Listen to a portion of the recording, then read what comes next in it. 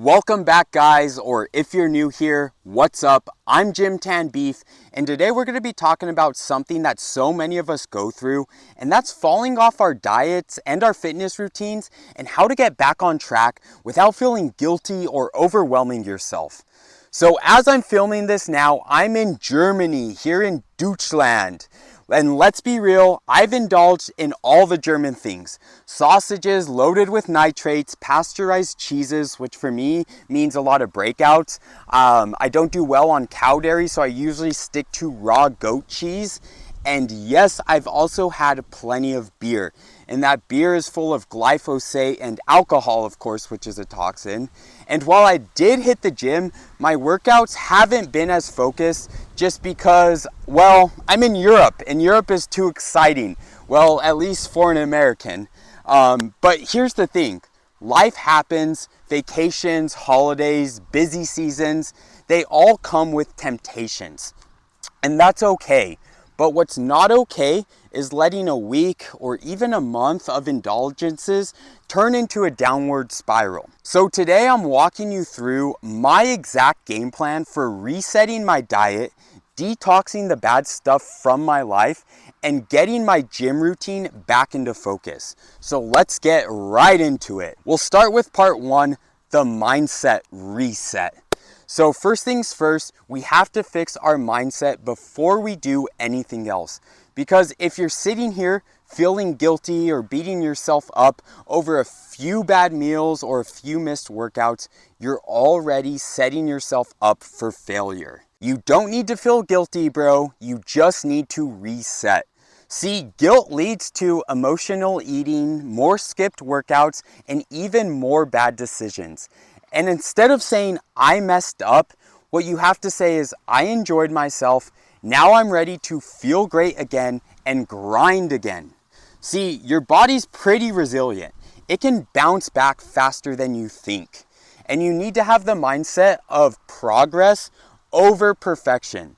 Because 1 week isn't going to erase 1 month's worth of progress. What's going to erase that is that negative thinking and that guilt. So you have to think in the long term. So if you're traveling, if you're living life, enjoy it.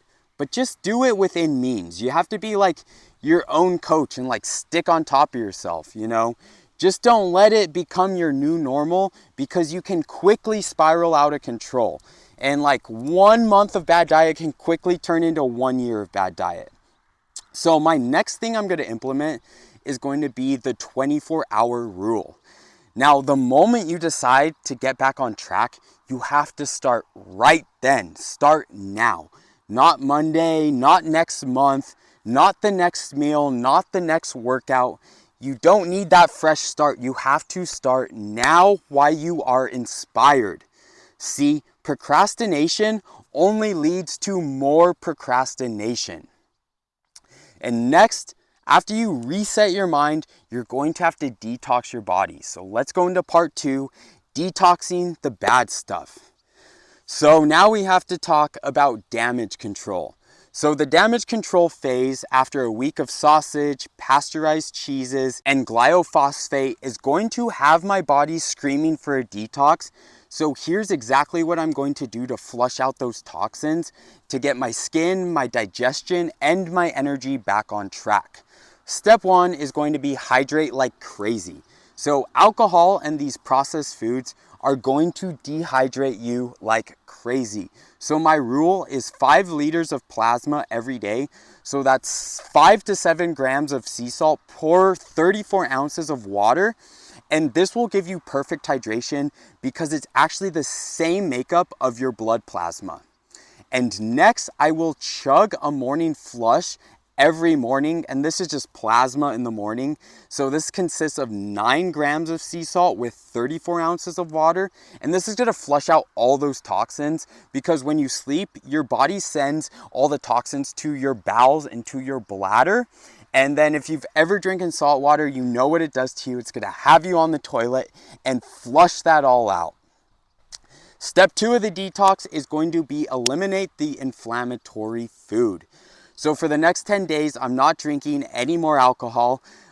There is going to be a party in like 10 more days. I figure with my Russian German family, I will be drinking there. But until then, I won't. I'm going to cut out the sausage with nitrates. My cousin actually showed me a great brand of sausage here without nitrates. Because I'm in Germany, what am I going to do? Not eat sausage? And the lesson here is there's always good alternatives. You just kind of have to look for them and ask people about them. And then step 3 of the detox is going to be support my liver. So after alcohol and glyphosate exposure, your liver is definitely going to need some love. And most people in the fitness industry would tell you to take milk thistle, but raw dairy is actually way better at detoxing your liver than milk thistle will ever be. So I'm going to be eating a lot of raw cheeses. And next, I will also be hitting the sauna to detox, or the banya, like my German Russian family likes to call it. And it's gonna sweat out those toxins, and I can't wait to show you that in a future video, because they like hit me with leaves, and it's pretty intense what they do in these cultures. But part 3 of refocusing is just going to get back in the gym and get my gym routine back on focus. And maybe your workouts have felt half-hearted like mine in Germany. So here's how we're going to reset the fire. Step 1, we're gonna have a power session. Day 1 back, I'm gonna go hard, I'm gonna sprint, I'm gonna lift heavy. You wanna do something that's going to make you feel strong. This isn't about burning off bad food. It's about reminding your body about how good movement feels and about getting that dopamine and serotonin release from exercise to reinforce that positive habit loop. Now, step 2 of my fitness routine is going to be rebuilding the habit. So I maybe missed a couple days, but what I shouldn't do is jump back into my intense workouts. I need to start off slow.